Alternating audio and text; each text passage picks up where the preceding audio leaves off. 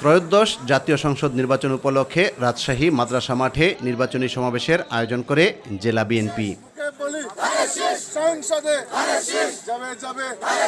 দীর্ঘ ২২ বছর পর রাজশাহীতে বিএনপির সমাবেশে যোগ দেবেন দলের চেয়ারম্যান তারেক রহমান।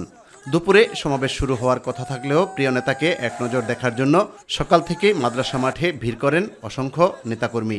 আমরা রাজশাহীবাসী, আমরা এটা ঈদ মনে করে আমরা আনন্দ উপভোগ করছি যে আমাদের প্রিয় নেতা রাজশাহীতে আসবেন। ইনশাল্লাহ তারেক রহমানই একমাত্র তরুণদের আস্থা, ভরসা এবং আমাদের লিডারশিপের প্রতীক। সমাবেশ সফল করতে যাবতীয় প্রস্তুতি সম্পন্ন করা হয়েছে বলে জানান রাজশাহী জেলা বিএনপির শীর্ষ নেতারা। রাজশাহী জেলা বিএনপি, মহানগর বিএনপি সহ সকল অঙ্গ সহযোগী সংগঠন এবং সাধারণ মানুষের ভিতর ব্যাপক উৎসাহ উদ্দীপনা দেখা দিয়েছে। আমার তো মনে হচ্ছে যে আমি এখন পর্যন্ত জ্ঞান হয়ে যত মাদ্রাসা মাঠের সমাবেশ দেখেছি, সব সমাবেশকে পারি রাজশাহী মাদ্রাসা মাঠে জমায়েত দিয়েছে।